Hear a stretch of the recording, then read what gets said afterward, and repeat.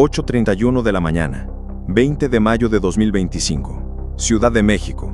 En solo 12 segundos, un parpadeo, un suspiro, 2 vidas fueron extinguidas. Jimena Guzmán, secretaria particular, brazo derecho de la figura política en ascenso Clara Brugada. José Muñoz, el cerebro estratégico, asesor clave de la campaña Muro Electoral. Su sangre tiñó de rojo el lujoso cuero de los asientos, fundiéndose en un testimonio mudo de un crimen orquestado con precisión quirúrgica. Lo que parecía un ataque directo y limpio, pronto reveló anomalías inquietantes. Las cámaras C5 de la zona fueron desactivadas minutos antes del crimen. Una memoria USB oculta fue hallada bajo el asiento trasero, y los 3 presuntos responsables huyeron siguiendo rutas sincronizadas, como si ejecutaran un guión escrito con precisión quirúrgica. La escena del crimen parecía limpia, pero para los ojos que habían penetrado en las capas más profundas del crimen en México, los ojos de Omar García Harfuch, esta limpieza era precisamente la mancha más repugnante. Cuando puso un pie en la escena, el aire todavía apestaba a pólvora y miedo. Harfuch no miró los 2 cadáveres, miró lo que no estaba ahí. Anomalía número 1. Todo el sistema de cámaras C5, el ojo omnipotente de la ciudad, había quedado ciego en un radio letal alrededor de la escena. No fue una falla técnica. Fueron desactivadas minutos antes de que se disparara la primera bala.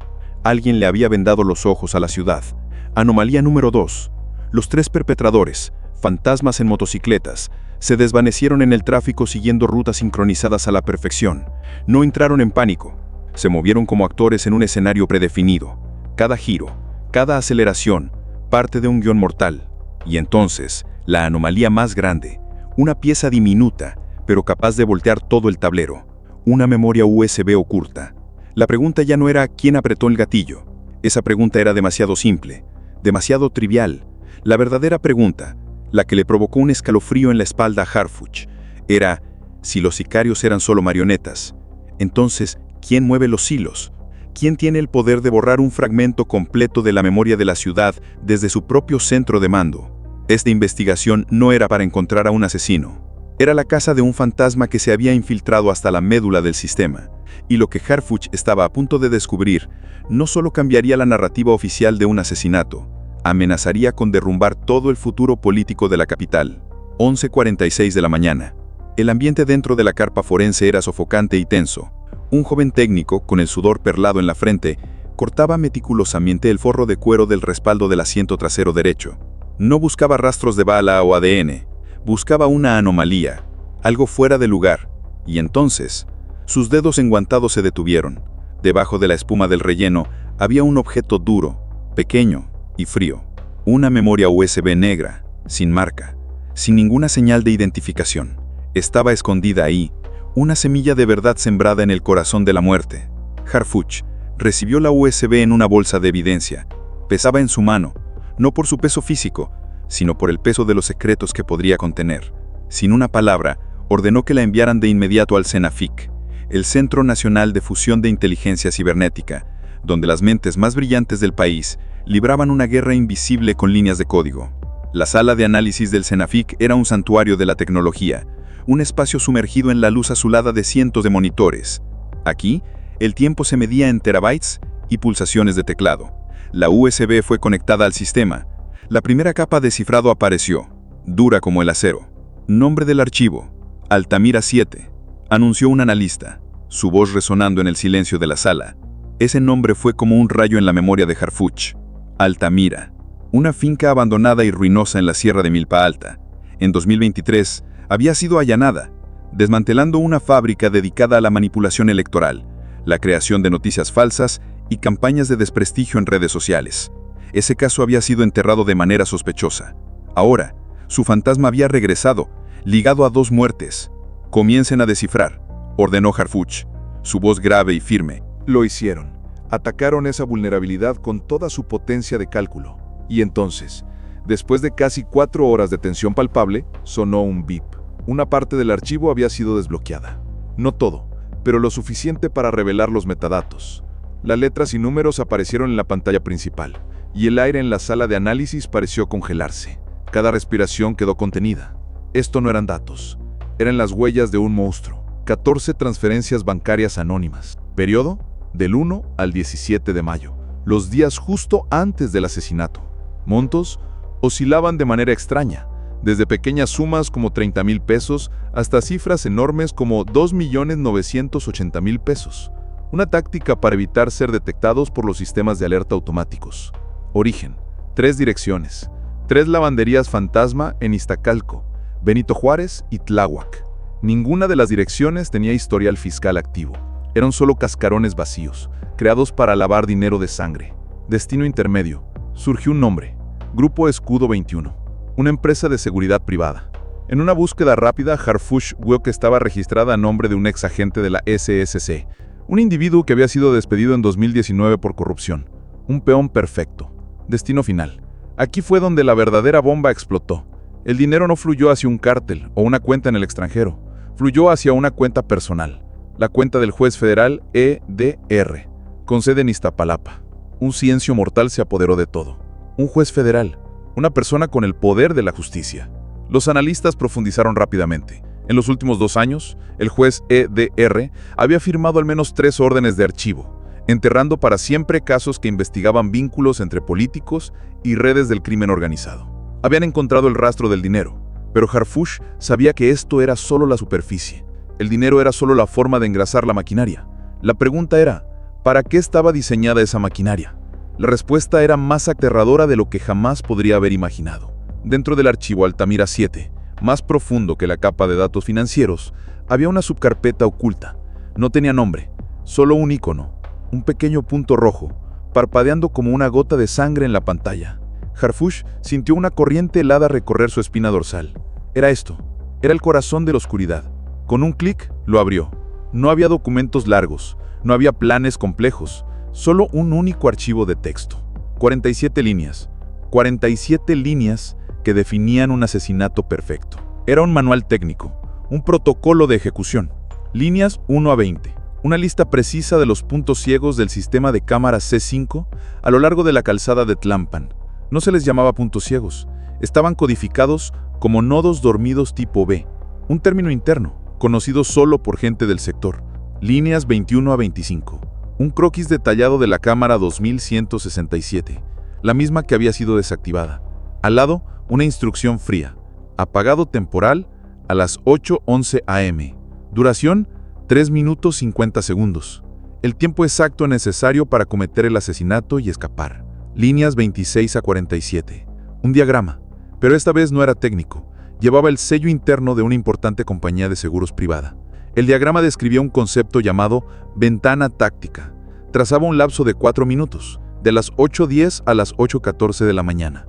Momento en el que los protocolos de intervención urbana entre la policía de la CSC y las fuerzas de la CEMOVI tenían una brecha de coordinación.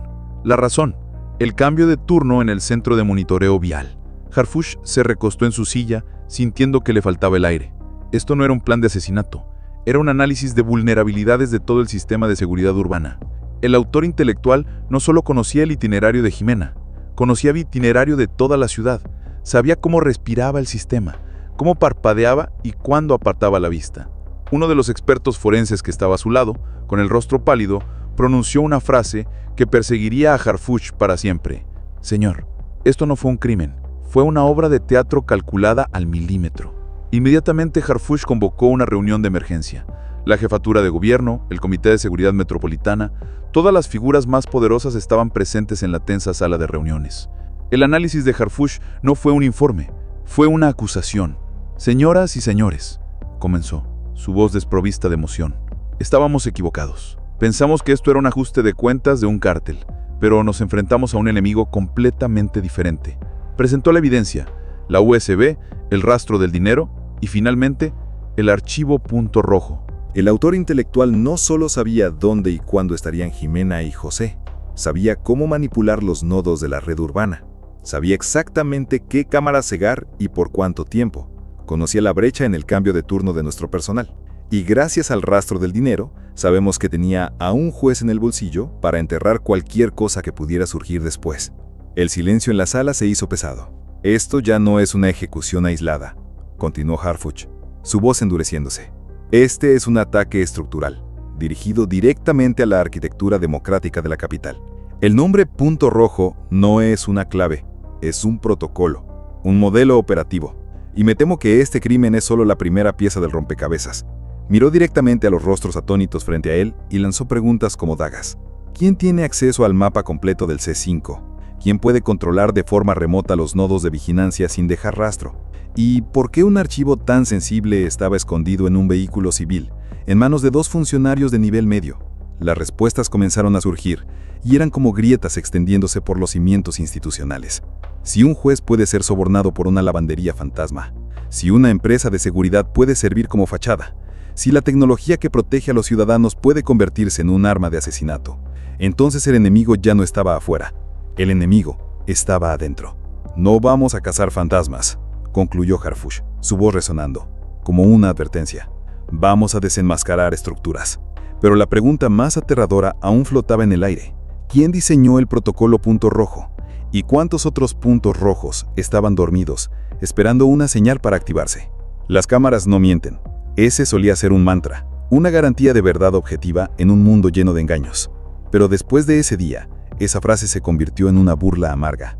La unidad de élite Hydra, especializada en análisis forense digital, recibió la tarea de diseccionar el nodo 216.7, la cámara que había sido cegada.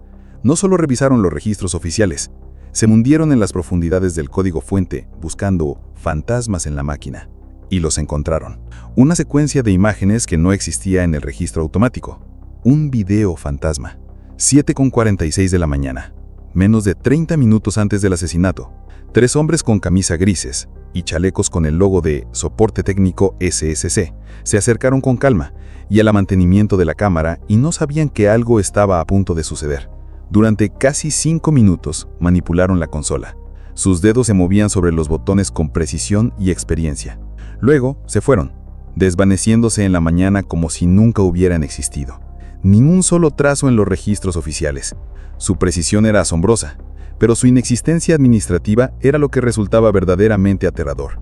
Harfuch solicitó una verificación de personal de emergencia, y la respuesta de la Secretaría de Seguridad Ciudadana, SSC, llegó en un correo electrónico marcado como alto secreto, y su contenido hizo que todo el equipo de investigación contuviera la respiración. No existen en nómina, no hay registros de contratación, no hay tarjetas de acceso válidas, no hay asignación de turnos. Eran fantasmas. ¿Infiltración? ¿Suplantación? ¿O una unidad fantasma operando desde las entrañas de la SSC? La unidad Hydra no perdió un segundo. Introdujeron las imágenes faciales de los 3 hombres en la base de datos biométrica nacional. Millones de rostros fueron escaneados en nanosegundos. Y entonces, coincidencia. La primera coincidencia apareció en la pantalla. Uno de los hombres de grises, el que tenía barba de 3 días y una oreja izquierda deformada, coincidía en un 97% con un perfil capturado en un evento del partido PRI en agosto de 2023. Había trabajado como personal de seguridad de refuerzo temporal. El nombre utilizado en ese momento, Arturo Delgado C. El contrato fue firmado por una subcontratista fantasma, Escudos Flexibles, S.A., una empresa que se evaporó poco después. Pero eso no era todo. La segunda bomba era aún más grande. El segundo hombre había usado guantes, pero su confianza lo traicionó. Dejó una huella dactilar parcial en el borde del marco metálico. La huella fue escaneada e introducida en el sistema AFIS. Esta vez el sistema no solo devolvió un nombre, devolvió una alerta roja de los archivos clasificados del ejército mexicano. El nombre estaba oculto en lo profundo de archivos sellados. Cristóbal Gebra Moreno, alias El Técnico. Su expediente se leía como una leyenda en el submundo. Graduado del Instituto Militar de Ciberseguridad en 2018. Considerado uno de los talentos más brillantes de su generación, pero en marzo de 2022, el expediente de El Técnico desapareció repentinamente. La razón oficial: baja administrativa por problemas de conducta. Una razón demasiado vaga, demasiado sospechosa. Desde entonces, Cristóbal Gebra Moreno se había convertido en un fantasma. Hasta ahora. Un exmilitar, un experto de élite en intrusión de sistemas, operando bajo una identidad falsa, manipulando directamente uno de los centros neurálgicos del sistema de vigilancia de la ciudad. La conclusión de Harfuch, cuando la presentó ante el Comité de Seguridad, fue fría como el hielo. Esto no fue un hackeo externo, fue una operación quirúrgica desde adentro. Una estructura cuidadosamente construida con identidades falsas, permisos fantasma y contratos triangulados. Su único propósito: cegar, matar y desaparecer. El silencio se apoderó de la sala. Esta vez ya no era el silencio del shock, era el silencio del miedo. El miedo de que el enemigo no solo estuviera dentro, el enemigo podría ser parte de ellos. Un asesor de ciberinteligencia del equipo Hydra, que había visto patrones similares en incidentes de ciberseguridad recientes, le susurró a Harfuch: "Este no es un caso aislado, es una red, y los hombres de gris podrían ser solo los peones en el frente". Harfuch lo sabía. La batalla no era contra los peones, era para encontrar a quien los movía. La operación Tlaloc 13 apenas había comenzado, y los estaba llevando a una confrontación directa con una pregunta aterradora. ¿Qué pasa si los verdaderos saboteadores no son los cárteles al margen de la ley, sino hombres de uniforme, sentados detrás de escritorios, con credenciales que nadie se atreve a cuestionar? Entre el disparo y el silencio, entre el momento en que la bala impacta la carne y el alma abandona el cuerpo, algo más había sucedido. Un evento invisible, un susurro en el mundo digital, un acto de intervención más frío y preciso que la bala del asesino.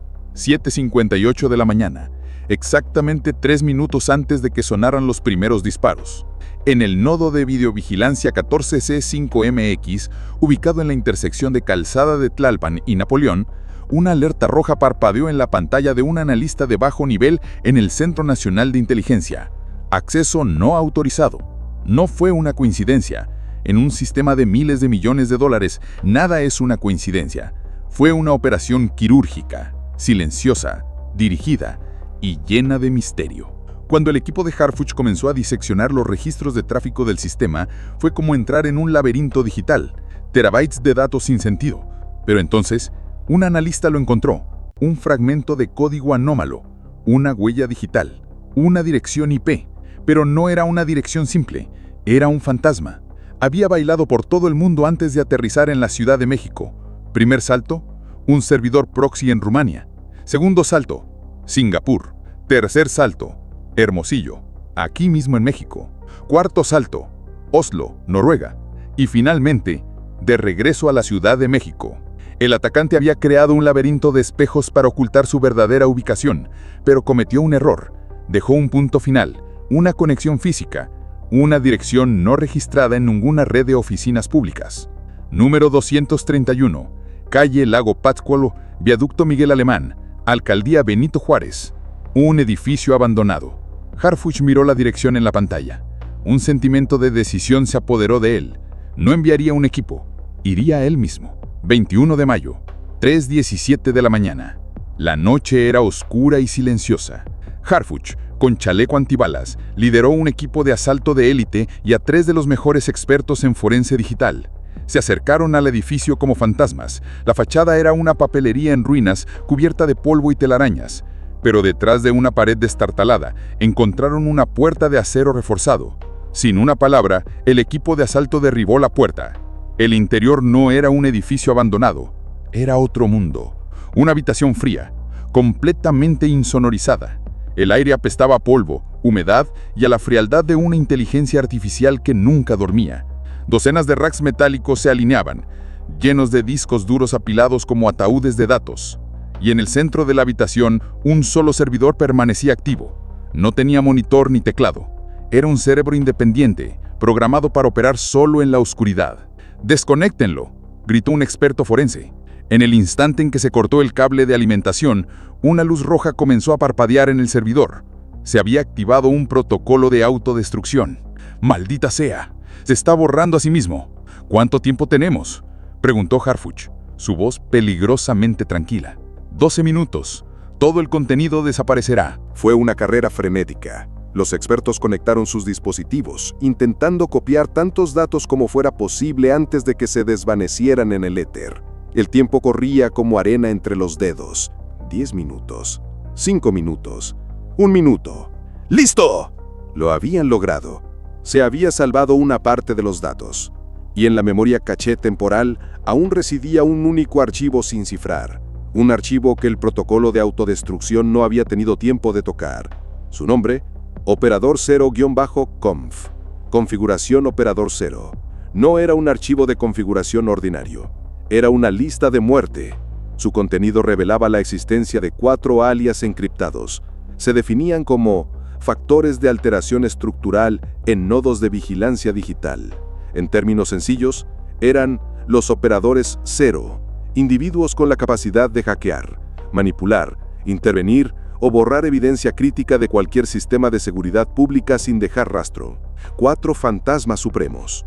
Y uno de los 4 nombres, el más inquietante, estaba codificado como AL. A su lado una breve nota. Acceso nivel 7, proyecto SMJ. Harfuch ordenó una verificación cruzada inmediata. El alias AL y proyecto SMJ fueron introducidos en la base de datos ultrasecreta del Centro Nacional de Inteligencia. Segundos después, apareció una coincidencia que sacudió los cimientos institucionales. AL igual Alejandro Alonso Ledesma, ex asesor de innovación y tecnología del ex gobernador de Jalisco entre 2017 y 2022.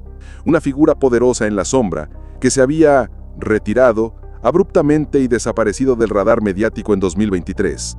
Pero Alejandro Alonso Ledesma no era solo un exfuncionario, fue uno de los principales arquitectos del sistema de videovigilancia del estado de Jalisco. Y lo que es más aterrador, participó como consultor en el desarrollo del software de reconocimiento facial Syntax 5, un software utilizado por múltiples agencias federales. Informes internos filtrados hace mucho tiempo habían advertido que Syntax 5 había sido modificado subrepticiamente. Se le habían implantado puertas traseras, accesos secretos que permitían a alguien ver y manipular registros sin la autorización del operador legítimo. Harfuch sintió un escalofrío. Esto no era un ataque externo, no era un ataque de venganza. Era una operación diseñada por la misma persona que construyó el sistema. El enemigo no solo estaba dentro, el enemigo era quien les había dado las llaves. Mientras analizaban más a fondo el entorno digital recuperado, los expertos descubrieron otro patrón automático aterrador. Cada vez que se accedía a una cámara de vigilancia cerca de oficinas de alto nivel, como la Secretaría de Gobernación o la Alcaldía de Iztapalapa, un nodo fantasma similar se activaba durante exactamente 2 minutos y 13 segundos. Luego desaparecía de nuevo, como un latido artificial implantado en el corazón del sistema. El silencio en la sala de análisis era absoluto. Un joven técnico, con el rostro pálido, se volvió hacia Harfuch y le hizo una pregunta que se quedó grabada en la mente de todos. «Señor, ¿cuántas veces hemos visto solo lo que ellos querían que viéramos?» Esa pregunta, flotando en el aire, rompió la última pizca de fe en la tecnología. Este descubrimiento ya no era técnico, era político, era ético. Era una advertencia de que la infraestructura digital de la ciudad podría haberse vuelto en su contra. Harfuch miró el expediente de Ledesma, un ex asesor de un gobernador envuelto en escándalos. Ahora pieza central de un crimen político de alto perfil. Se estaba dibujando un nuevo mapa del poder en México, no con armas, sino con líneas de código. Los enemigos ya no eran los narcos en la sierra, eran los tecnócratas con acceso root al alma digital del país. Harfuch ordenó una búsqueda y captura nacional. Orden de búsqueda y captura nacional. Ordenó con voz de cero. Alerten a la Interpol. Congelen todos sus activos. Sigan el rastro del dinero. Los datos iniciales mostraban que Ledesma estaba vinculado a 3 empresas fantasma en Costa Rica, Estonia y Monterrey. Estas empresas habían recibido más de $8.2 millones por servicios tecnológicos no especificados. La operación Tlaloc 13 ya no era una investigación de homicidio. Era la apertura de la caja de Pandora del siglo XXI, donde convergen el crimen, el código, la política y el poder. La pregunta ya no era quién disparó. La pregunta ahora era, ¿quién le enseñó al sistema a mirar hacia otro lado? Harfuch sabía que la caza había comenzado, pero esta vez la presa no estaba en la sierra, estaba en los circuitos. La imagen era borrosa, con interferencias, los colores deslavados por la luz matutina. La mayoría de la gente la habría ignorado, pero el equipo de Harfuch había sido entrenado para buscar anomalías, y la encontraron. Un hombre, vestido con un traje oscuro, gafas de sol, estaba de pie junto a una parada de autobús, aparentemente esperando, pero entonces hizo un gesto que parecía completamente inofensivo, un gesto que millones de personas hacen cada día. Se ajustó el puño de la camisa, pero no una vez, lo hizo 3 veces, 1, 2, 3, de manera metódica, decisiva, como una señal codificada. El equipo de análisis cinemático entró en acción de inmediato. Sincronizaron este video con otros, y entonces una verdad aterradora se reveló. El gesto coincidía, al segundo, con dos eventos: la llegada de la motocicleta utilizada por los dos asesinos, el movimiento del tirador hacia el vehículo de Jimena y José. Era una coreografía mortal, perfectamente orquestada. Una orden dada no con palabras, sino con un gesto. Este patrón no era nuevo. Había sido documentado en asesinatos políticos selectivos en Colombia y Georgia. Señales físicas discretas para ordenar una ejecución. Métanlo en Iris Vantage, ordenó Harfuch. El software de reconocimiento facial más avanzado, Iris Vantage, comenzó a funcionar. Comparó la silueta, la forma de caminar y las microexpresiones del hombre con una base de datos de más de 6 millones de rostros. Segundos después, coincidencia del 97.6%. El nombre que apareció en la pantalla dejó a toda la sala en un silencio sepulcral. Luis Ignacio Barrera Ramírez, ex jefe de estrategia digital del bloque de oposición PAN-PRI, una figura clave, un cerebro detrás de las campañas políticas de mayor impacto en 2018, 2021 y 2024. Su nombre había desaparecido de la escena política desde la derrota de su bloque en las últimas elecciones locales. Su perfil en redes sociales mostraba que su última aparición pública fue el 18 de mayo, 2 días antes del crimen. Desde entonces, silencio absoluto. Su cuenta de X desactivada. Su número de teléfono fuera de servicio. Su última ubicación GPS, una torre de oficinas en la lujosa zona de Santa Fe. Después, nada. Se había evaporado. Pero la historia no terminaba ahí. Amplíen, apliquen el filtro térmico, ordenó Harfuch. Cuando la imagen fue procesada, otro detalle emergió. Barrera no estaba solo. A 2 metros de él, parcialmente oculto por un poste, había un segundo individuo. Esta persona sostenía una carpeta azul. No hacía nada, solo observaba. Un observador táctico. Su función: confirmar visualmente que el objetivo había sido eliminado y que el gesto de mando se había cumplido. La presencia de estos dos elementos externos, no directamente involucrados en el ataque físico, pero perfectamente sincronizados con el momento, revelaba una estructura de mando intermedia. Era la marca de operaciones de inteligencia encubiertas, de crimen político al más alto nivel de sofisticación. A nivel legal, el caso había cambiado por completo. Ya no era un asesinato cometido por sicarios. Era una operación planeada con mando y control externo, donde un simple gesto se convertía en una orden codificada. Este descubrimiento destrozó emocionalmente al equipo de análisis, no por su complejidad, sino por su crueldad despiadada. Un gesto cotidiano, ajustarse el puño de la camisa, se había convertido en un símbolo de muerte, un lenguaje secreto entre quienes juegan al ajedrez con la vida de otros. La investigación se centró ahora en encontrar a Barrera. Se emitió una orden de búsqueda internacional a través de la Interpol. El equipo de asalto irrumpió en el edificio de oficinas donde trabajaba en la Colonia del Valle, pero era demasiado tarde. Había sido vaciado 48 horas antes. Solo encontraron una cosa: una tarjeta de presentación a medio quemar en el suelo. Solo se podía leer una palabra: Avalon. ¿Qué era Avalon? ¿Un nombre en clave? ¿El nombre de una organización? ¿Otro proyecto? ¿Luis Barrera solo era un peón? ¿O era una pieza clave en un tablero donde el crimen, la política y los contratos públicos se cruzan? La operación Tlaloc X se había convertido en un espejo roto.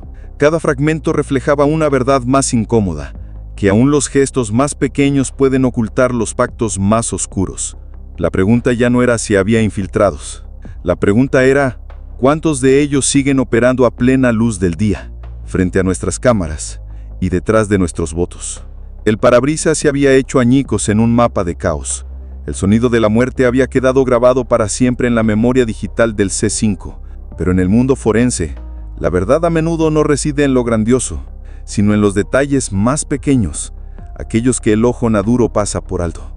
Bajo la luz ultravioleta, esparcida por el borde inferior de la ventana del conductor, había una fina capa de polvo de plomo, pero no coincidía. El análisis balístico preliminar se realizó allí mismo. El resultado dejó atónitos al equipo de investigación. Estas micropartículas no pertenecían al calibre .45 utilizado en el ataque. Pertenecían a una bala calibre .22 de tipo corto, un tipo de munición común en entrenamientos o, peor aún, en señales encubiertas. Su trayectoria no era penetrante. Esto sugería que fue disparada antes, quizás no en un ataque, sino en un acto de manipulación controlada. Un disparo de marcación, una advertencia fallida, un intento de intimidación que se había ocultado tras el velo de la rutina. «Reconstruyan todo el itinerario del vehículo de los últimos 15 días», rugió Harfuch por la radio, su voz urgente. «Quiero saber dónde fue, dónde se detuvo, minuto a minuto». El registro de GPS del sistema de flotas del gobierno fue recuperado al instante. Los analistas comenzaron a trazar el viaje de la camioneta negra. La mayoría eran rutas familiares, de casa a la oficina, reuniones, eventos políticos. Pero entonces surgió una anomalía. 10 de mayo de 2025, 14:36 horas, 10 días antes del asesinato. El vehículo había sido llevado a un establecimiento de lavado y detallado de autos. Su nombre, Autolimpia 19. Dirección, calle Ferrocarril de Cuernavaca 712, Colonia Escandón. En la superficie, era solo un lavado de autos común, pero cuando el nombre fue introducido en la base de datos de inteligencia, las banderas rojas comenzaron a ondear. En 2022, este mismo taller había sido investigado por la inteligencia de la Marina. ¿La razón? Se sospechaba que habían instalado microcámaras espía en los conductos de ventilación de 2 vehículos diplomáticos. El caso fue cerrado sospechosamente por falta de pruebas concluyentes, pero en los círculos de inteligencia, Autolimpia 19 fue marcado como un punto de acceso clandestino, un lugar donde se podía robar información sensible de vehículos de alto nivel. Y esta vez, había algo aún más sospechoso. El equipo de investigación identificó a la empleada que recibió el vehículo de Jimena ese día. Su nombre, G. Méndez. Los registros mostraban que había trabajado allí de forma continua durante 3 años. Pero el mismo 10 de mayo, después de recibir el coche de Jimena, renunció abruptamente. No se presentó a su turno de la tarde. Había desaparecido. Se interrogaron a los testigos. Uno recordó haber visto a G. Méndez irse a toda prisa, llevando un bolso de tela azul marino. En el bolso había un logo apenas visible, pero con técnicas de ampliación y mejora de imagen, el nombre se reveló: Carmen Agency. El nombre fue como una bomba de tiempo en la sala de reuniones de Harfuch. Oficialmente, Carmen Agency era una firma de comunicación estratégica registrada en Puebla, pero documentos internos de la FGR, Fiscalía General de la República, filtrados en 2023, pintaban un cuadro completamente diferente. Carmen Agency era en realidad una caja negra de propaganda, una maquinaria utilizada por operadores políticos para llevar a cabo campañas de difamación digital, manipulación de la percepción pública y, en casos extremos, para el seguimiento y espionaje selectivo. Su historial estaba vinculado a los episodios más oscuros, desde la filtración de audios comprometedores en elecciones locales de Oaxaca hasta la creación de miles de perfiles falsos para infiltrar y sabotear grupos de activismo social. La aparición de este nombre cambió por completo la perspectiva del caso.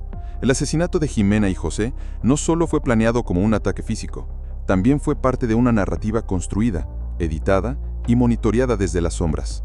Todo indicaba que el vehículo fue manipulado mientras estuvo en Autolimpia 19. ¿Qué instalaron? ¿Qué observaron? ¿Cuántos datos extrajeron antes del ataque? Los técnicos forenses lograron clonar con éxito el disco duro del sistema multimedia del coche, y lo que encontraron confirmó los peores temores de Harfuch.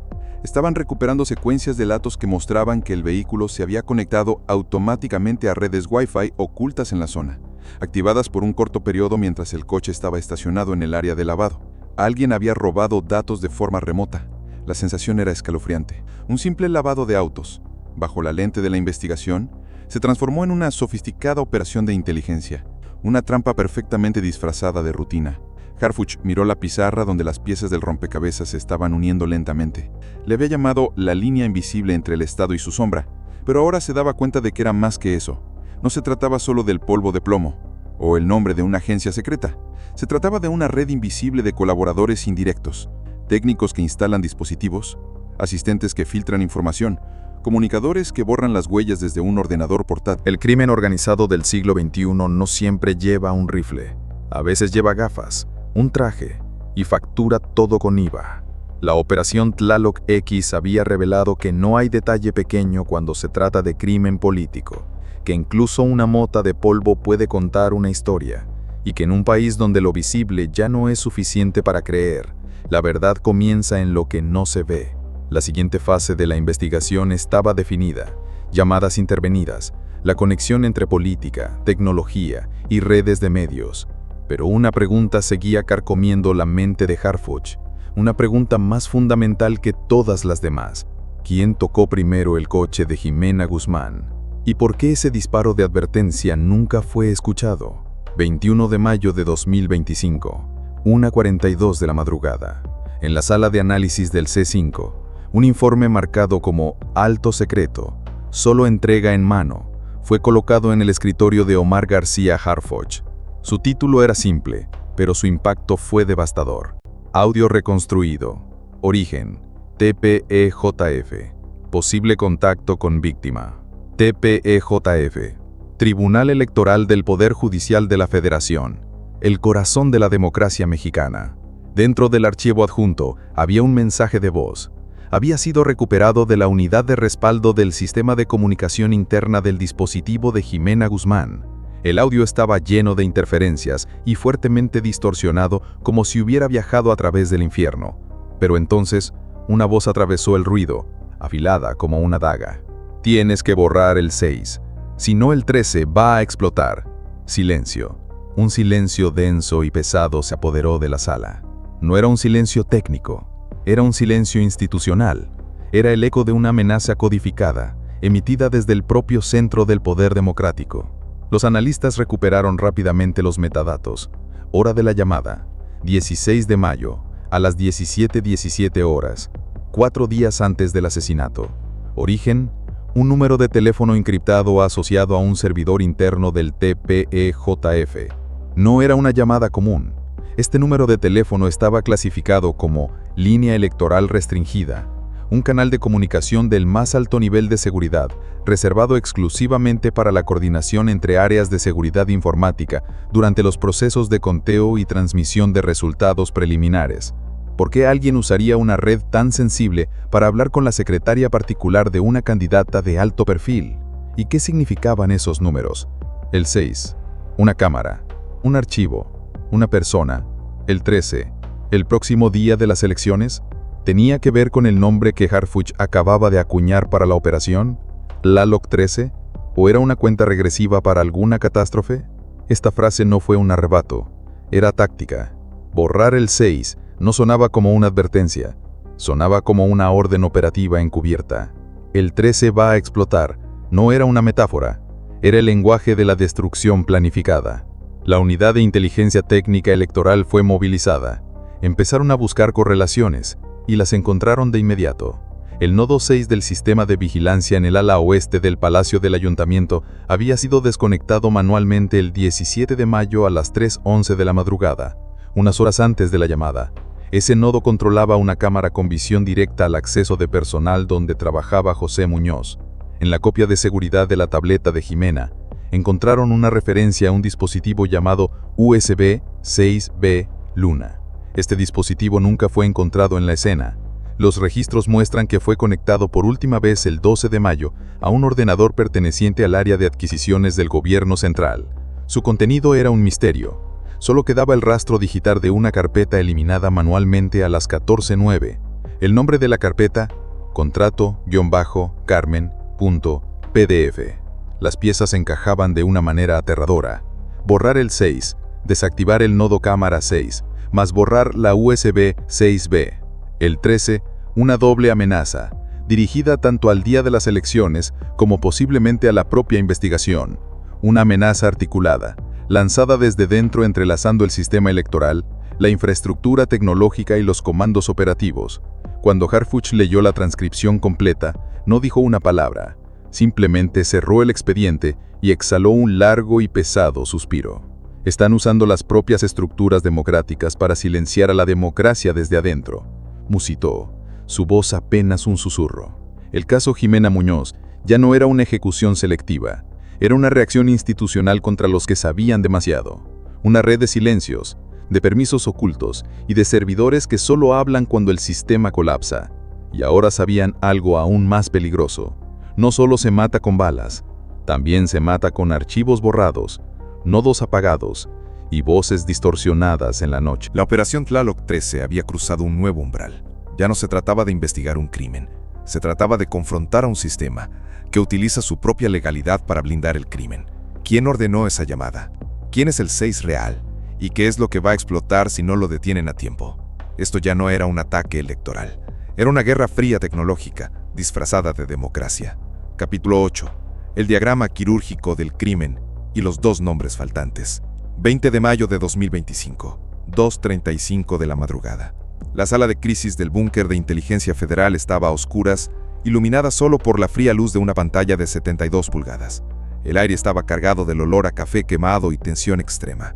Frente a la pantalla gigante, Omar García Harfuch estaba de pie, como una estatua. En su mano, un marcador rojo. No hablaba, solo dibujaba.